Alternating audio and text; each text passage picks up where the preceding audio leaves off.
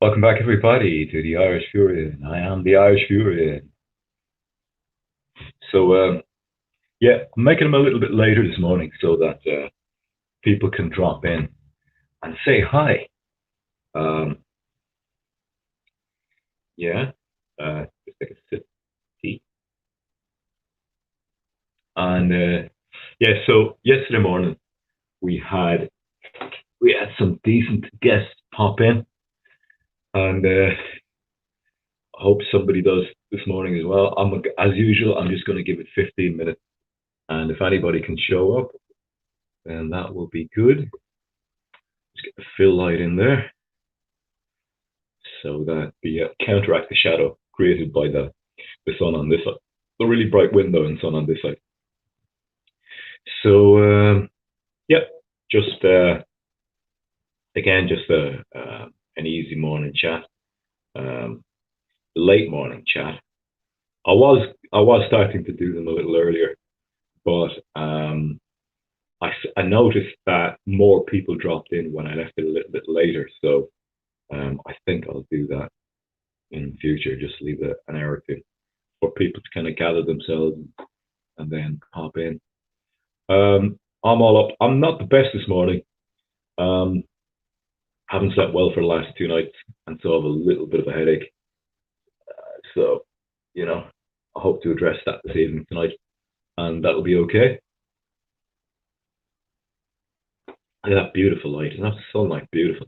You know, I just saw a video there. I'm trying to think of his name. Don't know if it's DIY Perks, but there's this YouTube channel. I think his name is DIY Perks, and he creates sunlight without sunlight. So I think what he's using is he's using some kind of a strong enough light to begin with, but then he has a lens. He has a lens which he puts in front of that light, and he puts that behind a diffuser, a square diffuser. Um, and I think there's one or two other tricks that he uses as well, like to actually color the light. He he brings it to the color temperature of sunlight, and for all the world, you would think it's like this. See the glow of that light, the color temperature, the brightness of it. He creates that inside. Um, it's just incredible. Yeah, I think it's DIY Perks. There's another guy I watch called Great Scott every now and then, not as much. I don't even watch DIY Perks that much. There's other channels that I watch a bit more, but who was I watching a lot recently? This old Tony. This old Tony is he's a metal worker, and he makes some very entertaining metalwork videos. But I'm kind of interested in learning a bit more about TIG welding because I want to build a bike frame in the not too distant future of my own design, a particular type of bike frame, electric bike frame, that is. And we'll see how that goes. But obviously, I've got to learn how to TIG weld to some degree. Um, I'll sit a little bit more face on because it looks a little like I'm being avoidant. I'm not being avoidant. All right, so we're 3 minutes in. Two viewers. Hi to all of those two. Yeah, and I'll wait till we get up to about 5 or 6, and then we'll start, if at all, and then we'll get the boat moving forward. Um, yeah, the batteries that I use for the fill light, they're double A's, and they run out pretty quick. I think they've lost a lot of their capacity from their life of being charged. Um, yeah, and I was thinking yesterday. I went down to my little stream there yesterday, and I made 2 videos. Hoping I'll be saw one up. But it's a funny thing because the app that I use actually for recording videos, it takes these external mics really well. It takes the audio from them really well. However, uh, they sometimes it'll desync the audio with the video. I thought that I had figured that out in a sense that there's a 1220 or what is it, 1240 or 1280 by 720. it's one of those resolutions anyway. It's the long resolution. It was the first high definition. I think it was the first high definition resolution on digital SLR cameras, like the Canon 550. But I thought that in that app, I had figured out by setting it to that resolution, it actually stopped the desyncing of the audio. But it didn't. It didn't do that. So last night I had it set to that resolution down by the string. But I did the video and the audio desynced. So I set it to the big PC via Bluetooth. It took forever. I never usually do that. I usually turn the phone off. I have a small little reader. I have a little micro SD reader, which I actually take the SD card out of the phone. And I put it in the little micro SD reader, and I just slot that into the computer, and it reads it very quickly and easily. And so I can then transfer it over onto the PC and work with it in the video editing software. But I decided I wasn't in that much of a rush this morning, so I actually used Bluetooth. Took forever. You just see just slowly. I think it was about an hour. It took actually over the airwaves, over the ether, to send the video via Bluetooth to the big PC. Anyway, I'll sync the audio on that and render it out, and then upload it to the channel later. It's about inversion, how we're ruled by inversion.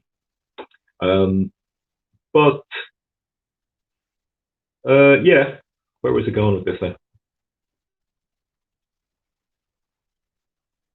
I see a steady 2 in the room. A steady 2. And then there was another, and then each one left as well. But 2 stayed the same. So we're at nearly 7 minutes now. So we'll see how far it goes for 15 minutes. I need to learn to chill out and relax into the thing, because I tend to get a little wound up because I feel I've got to deliver here when I'm on the camera for you guys. But I need to learn that the parsing out of thoughts and information happens better when you take it a little bit easier, so the articulation is better, and you get more room and more time for thinking things through, and then actually speaking about those. So maybe I should. Oh yeah, so yeah. See what I mean? I have 2, 3, 4 thoughts at the same time. So, or one very quickly after the other. You can't have them at the same time. But there's 4 now. So so I was down by my stream last night, and I made 2 videos. One desynced, the audio desynced.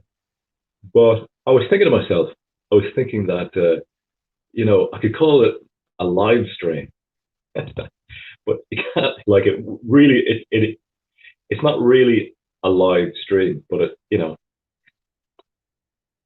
goes one. The bad joke got rid of one of the viewers there. Went up 4 cents, 3. I'll stop commenting on on how many people are watching. I'll do it maybe every 15, 20 minutes.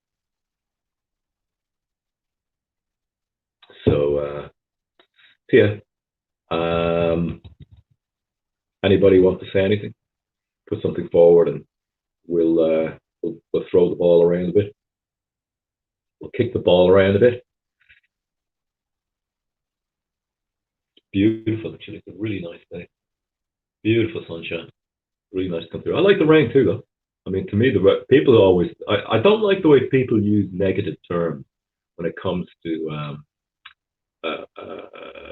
terms of uncomfortable feelings when it comes to the weather, because a great comedian once said, he said that if you're going to say the weather is miserable all the time in places like Ireland and Scotland, you're going to be a depressive. So I like to disassociate the. I wonder if I put a white sheet there, balance the light back in. I have this I have this big canvas here, and more to my shame, the canvas is staying empty. But if I do that, it does, but it's a very strong, harsh balance light. Yeah. Okay. Leave it at that. So, yeah. Galileo, why don't Irish and meet each other? Um, they do, I thought, don't they? I mean, if they live in the same towns and cities, I thought they do. I've gotten to know a few guys here in the city through this kind of thing. More on we are the easier for trolls and agents to connect up with vision. Well, it works both ways, doesn't it? The more anonymous we are, the easier for trolls and agents to mess us up. I can't keep that talking.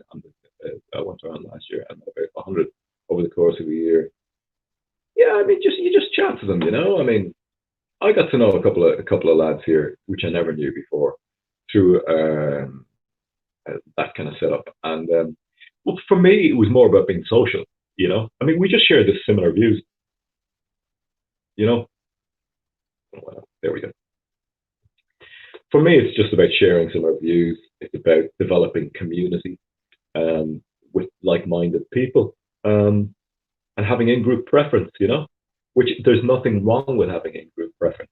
All people have in-group preferences. Um, and developing community with people who share your outlook and worldviews. And I think that's okay. Isn't that one way to process?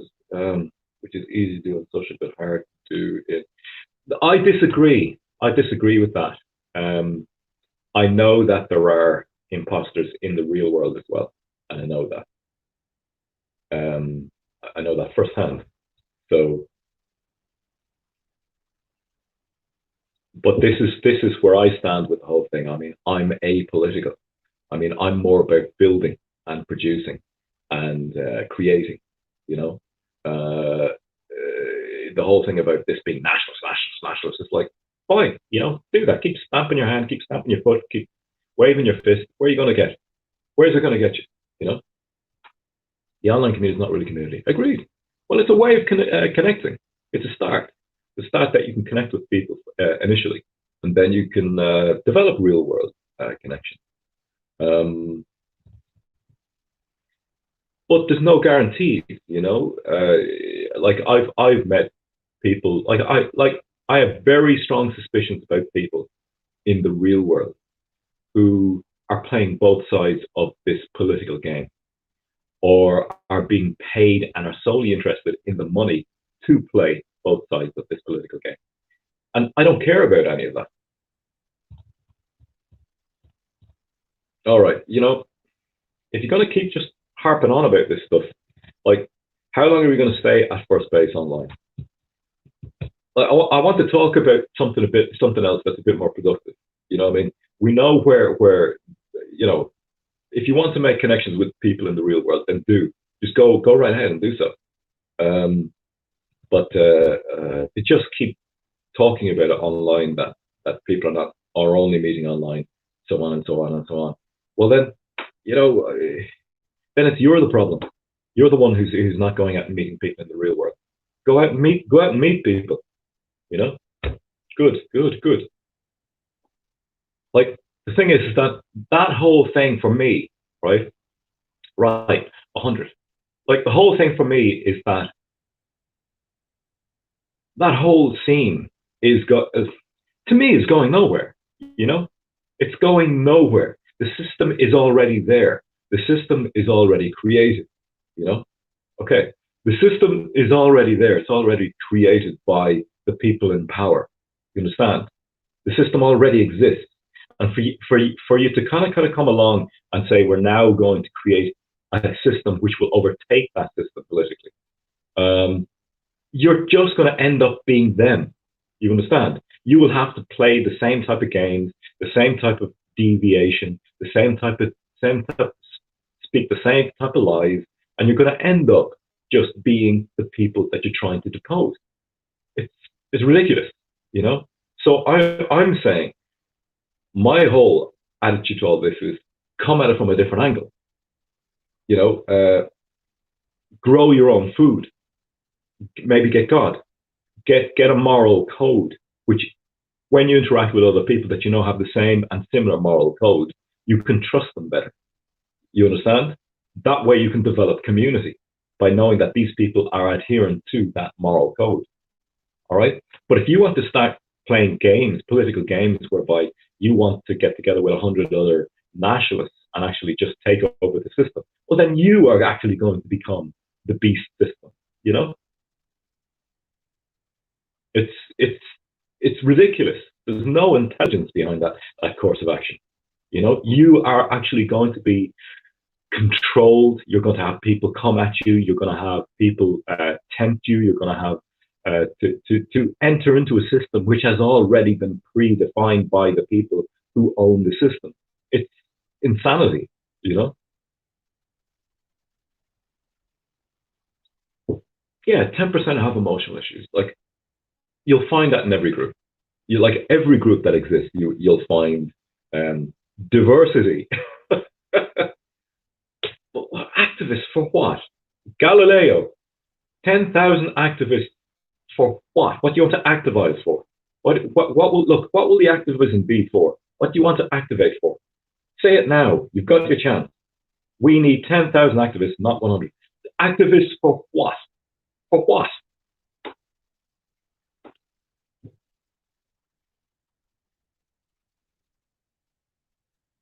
To communicate with the 90%. Communicate what? Communicate what? Deliver papers of what? Like, deliver papers, communicate with the 99%. Like, you're talking about talking to people who've been conditioned for 30 years by a television, by adverts, by movies. Like, nationalist ideas. What nationalist ideas? Listen, man, I'm going to ban you now in a second if you don't start saying the truth here. All right? What nationalist ideas? Like, the people have been conditioned to believe that mass immigration is okay. The people have been conditioned that they have no identity.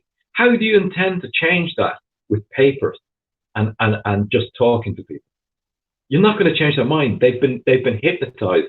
Their brains have been wired, conditioned for 30 years to believe. You're gone.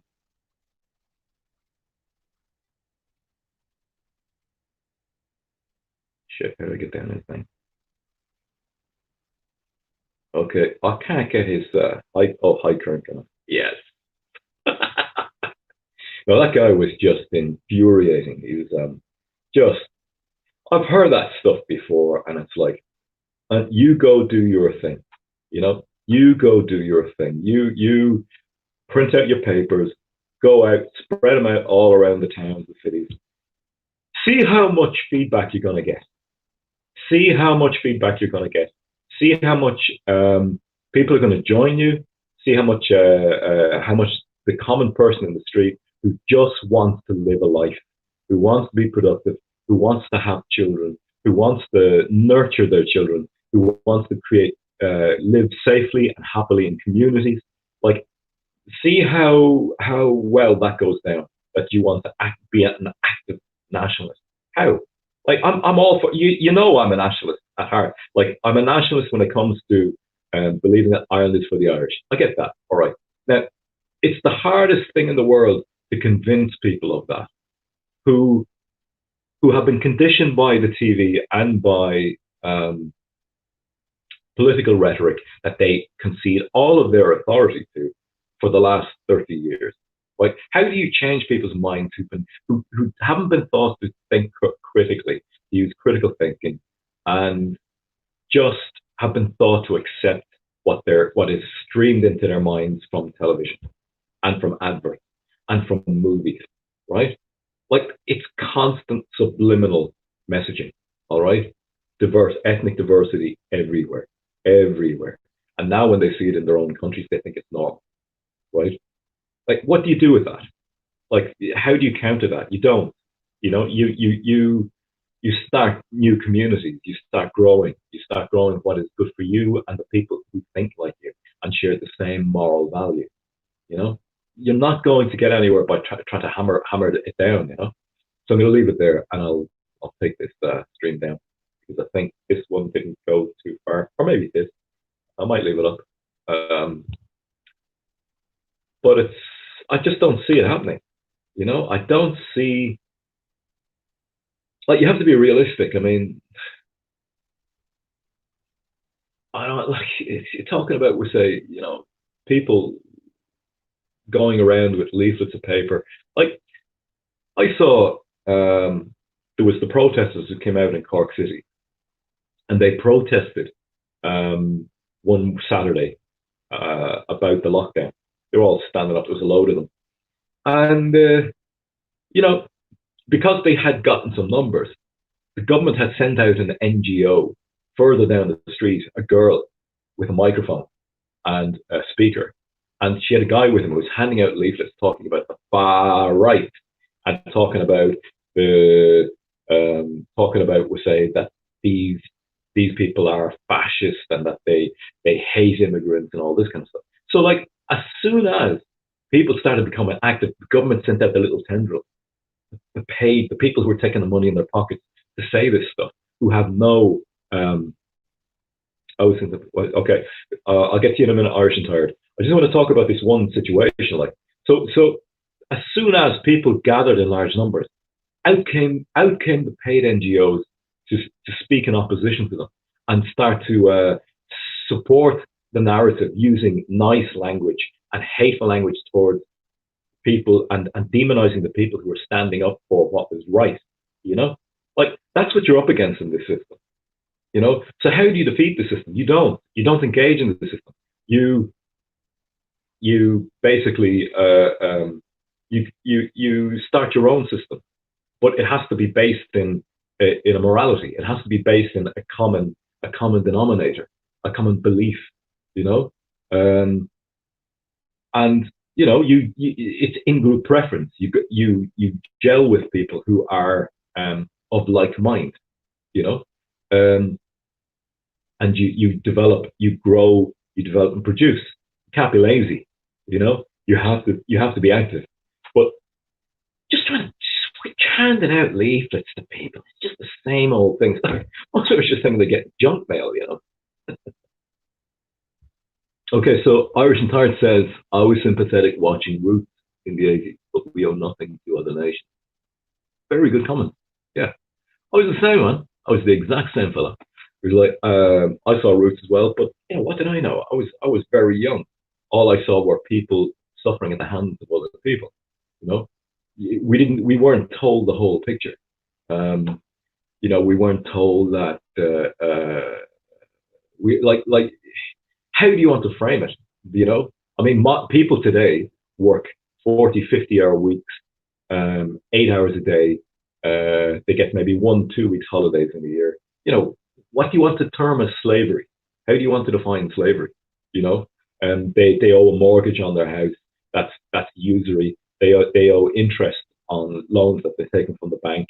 Their country as a whole owes billions as in terms of debt to other countries that they haven't even accrued. But you know, how do you want to term slavery? How do you want to term it? You know, there's a lot of accounts. There's lots of accounts of slaves in America and in Britain, like African slaves who had very good lives in the houses where they were servants. You know, they had comfortable lives. And they were treated well as long as they behaved the way they were expected to within that system. Yeah, you know, exactly. Like, but like, think about it, right? We have women working 40, 50-hour weeks in cubicles, you know. Is that really where their instincts and their well-being is gathered? Is it really? You know, in cubicles lit by fluorescent lighting, where they have no family around them and they have no security. 40, 50-hour weeks, really? Or, you know, and so like, it depends on what you want to call slavery. People adapt and then they think that the adaptation is normal, you know? Like, History Debunked is a YouTube channel that's going on at the moment. Now, I have my suspicions there as well, but some of his videos are very good. And he does recount verifiable accounts and also debunks written accounts by Black American slaves in America, during the time of slavery. And he also has accounts. He goes on accounts of. He's done one recently of his name is Simon Webb, I think. Now, I see patterns there as well, and I do see uh, possible possible deceptions, but um, overall. But some of his stories are going to be true because in every truth is a lie, and no, sorry, in every lie there is an element of the truth, and that is how overarching narratives can be delivered like a payload. They deliver you the truth with the lie inside. However, sometimes if you can discern the truth from the lie and say what makes sense, what doesn't, well then you can gather some interesting information. Your people are the only civilization. Yeah, yeah, yeah, yeah, yeah. But the McCarthy plan, like as I was saying there a minute ago, have we really?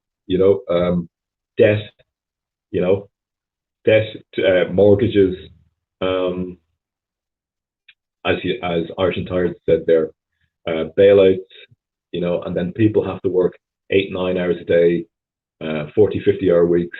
What's your definition of slavery? You know, it's um, like having to work for yourself and your family. Like as in, we say, if you own a patch of land and you grow the food on that land and you farm animals, that's what you have to do in order to survive. Those are the things you have to do. So the time you spend on that is not really slavery. It's true labor, with the end result being the survival and hopefully thriving of your family. You know, but then when you outsource an abstract labor so that it can be commodified to, we say, people who use it for profit, well, then you're actually, and I'm not saying there's anything, well, I don't know yet. I don't know where I stand with profit, but profit from the point of view of usury is um, is a system which eventually ends up with where we are now, which with businesses being closed under the guise of you know two letters or and a number. So so yeah, and anyway, so there were a lot of accounts of we say slaves in North America that were treated very well by their uh, masters, and also we say slaves in Britain at the time, in European countries. So like when you think of a worker who is working in a job in Europe or anywhere really in the so-called developed world, or how long that lasts, but you know you still have to behave according to how your employer said. What's the difference? Okay, so you can go home to your own house and all that, fair enough. But oftentimes when the servants ended their day's work, they too would go home. They would go to their family. You know, yeah, and because it was a completely a much less unregulated. Well, maybe it was regulated to greater. Yeah, I can't say because I don't know, but you know, um, people want labor. Oh, this is Irish and tired. We all want to make a living with dignity. Labor is nothing to be ashamed of. Absolutely agree. Absolutely agree. Yes. And I believe that's the particular issue that's going on right now is that Europe, England, and Ireland has outsourced its labor. And so you end up with countries that have economies that are not based on anything real. Labor is equivalent to the money that represents it. Um, and I know that because of the outsourcing of labor to foreign countries like China, actual production labor, then you end up with economies that are based more along the lines of distribution and catering. So they become more abstract, and there's less representative value to the currency used in those countries. So I think that's where we're at. So we're up to about half an hour here, and there's two in the room, and I'm enjoying your company, good company. I'll go another 5 minutes, and we'll see what happens. Right. I'm not the best today. I'm a little bit grotty, and but we'll soldier on and we'll go through and we'll see what happens. I'm doing these in the morning because I'm enjoying the chat. You know, I'm not doing this for any political gain. I'm not doing this um, for any gain of authority or power or anything like that. I'm doing this because I'm actually genuinely enjoying conversation, and I want conversation with people in the morning. You know, and I want to talk and I want to chat and I want to bounce ideas around. Um, so that's what my morning chats are about on my channel at the moment. So let me see this here. Do you know of the Mondragon Corporation? No, I don't.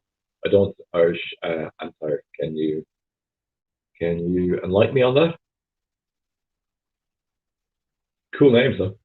Cool word. Mondragon. Mondragon Corporation.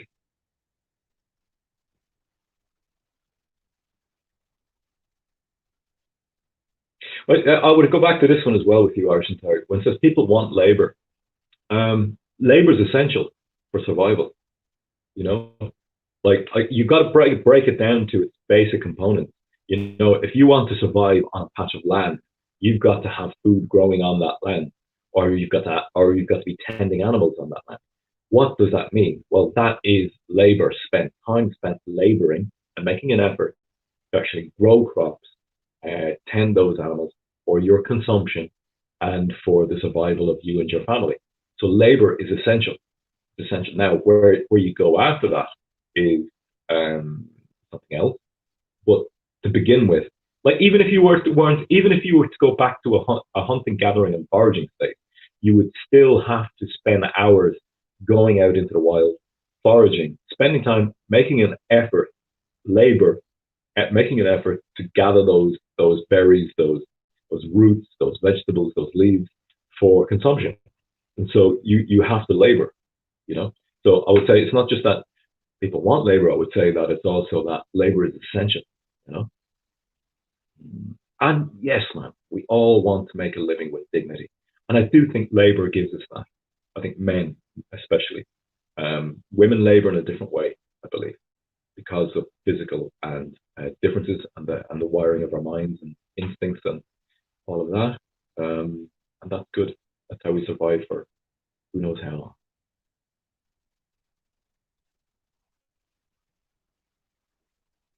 Yeah, this light is really dying quickly. The batteries are crap. I have to figure out a way to wire in, um, bypass the double A's on it and actually use the same voltage going in. Um, I need to figure that out. Right, so Irish and Tar says a huge corporation in Spain. They work on the Catholic model. They make Airbus aircraft. What is the Catholic model in relation to a corporation, Irish and Tar? Can you tell me that? They work on the Catholic model. They make Airbus aircraft turbine blades. Google it. Okay. Sounds interesting though. That does sound interesting. Like if they're Christians, right? If they're true Christians, then there shouldn't be any usury involved. There shouldn't be any making profit off of labor. I'm just saying, okay? Like it's the same thing with Muslims. They're not allowed to engage in usury. You know? Harley Davidson. What about Harley Davidson? Don't be just throwing motorbike manufacturers' names at me. Tell me why. You know,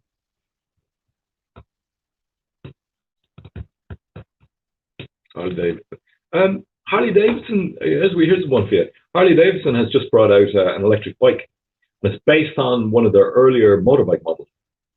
It looks okay. It's all right. It would be my favorite type of vintage bike, but yeah, Harley Davidson has just released an electric bike which has the same similar aesthetic to one of their very early models.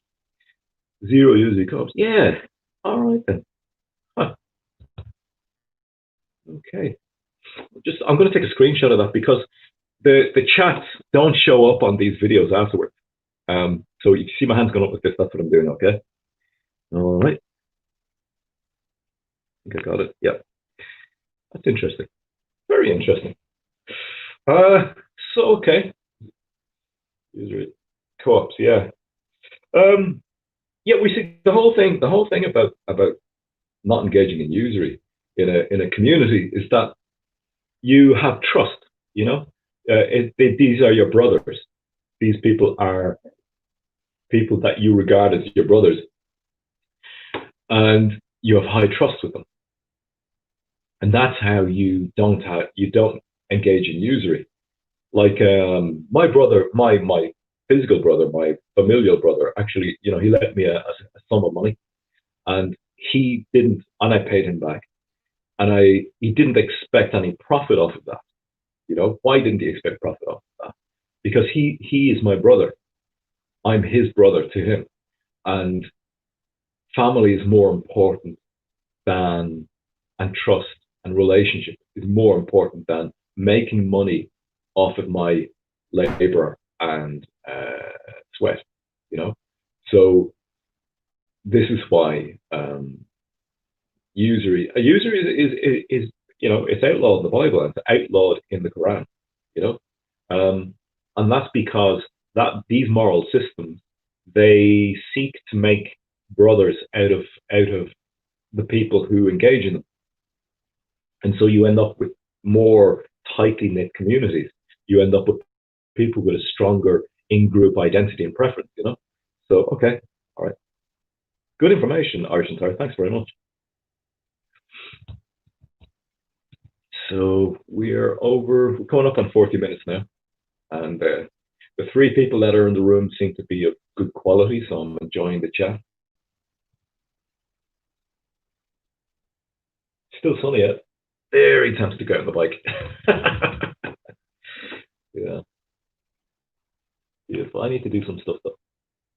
I'll practice piano in the mornings. Just a little bit of random information out there for you. I'm trying to learn Bach's Toccata in D minor. I have a section of it done so far.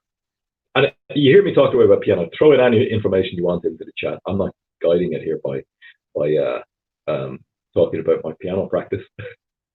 um, yeah, I'm trying to get the two hands going. I had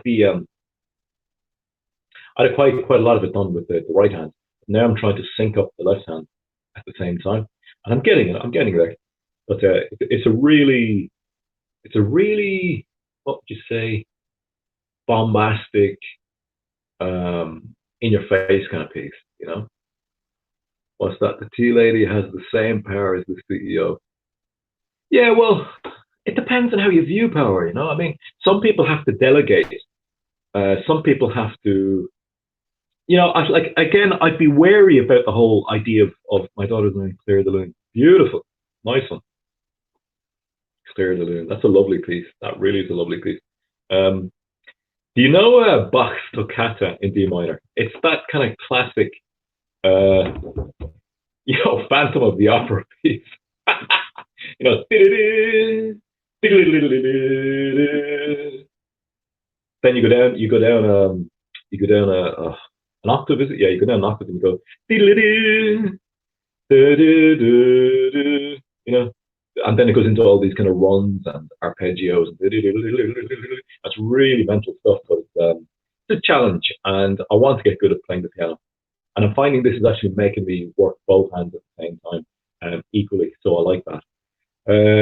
Yeah, this you see, I don't know where I stand with it yet. I mean, like the whole concepts behind, like people will always, uh, men will always create hierarchies. You know, they will always do that. There will always be a hierarchy. And then it's about like how do you value the labor within the hierarchy? And it's like, so the CEO might have a crap ton of responsibilities that the worker doesn't have, the tea lady. So who do you value, the CEO more than the tea lady?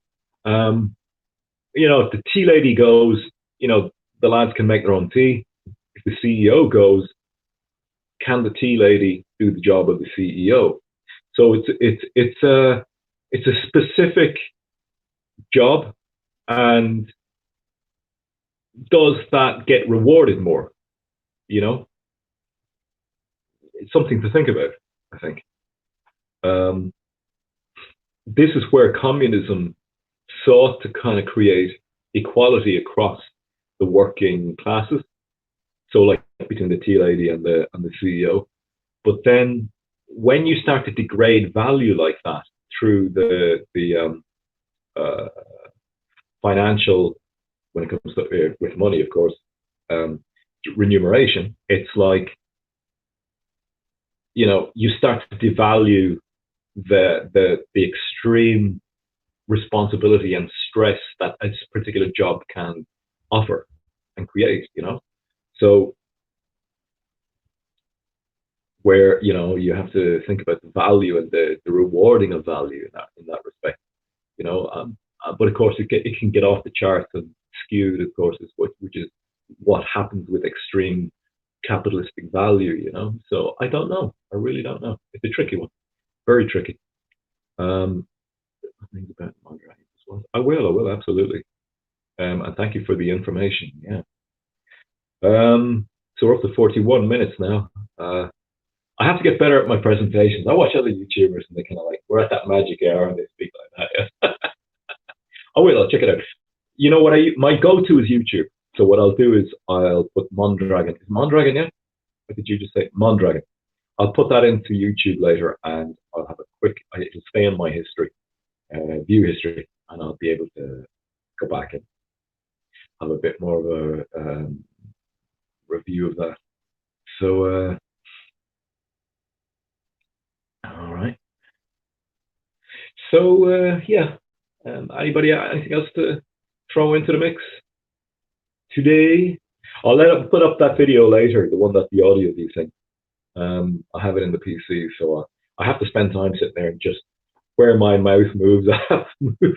Yeah, I have to split the video and the audio. First off, I have to split the video and the audio, and then I have to split it and vertically so that I can shift it so that the audio can be moved to where it desyncs over the movements of my mouth. It's a big mental. I mean, whoever made the app needs to fix that. It's Open Camera for Android. Great app, absolutely great camera app, but it has that bug. I said it to the developer. It was a good year ago. I went back and I looked at it. I was like, gee, that's still there. My comment from like 2-3 years ago. And I'm going, Jesus, this needs to be sorted out. So yeah,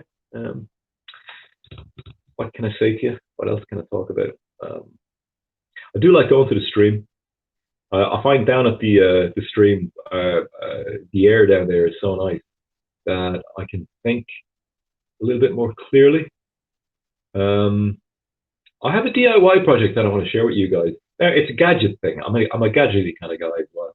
So I want to talk about that with you guys and just throw it out there and see what you think. But I want to get a few more in the room before I do that. It was started by a Catholic priest after the Spanish Civil War. Now they make Airbus. Wow. Yeah. Okay. All right.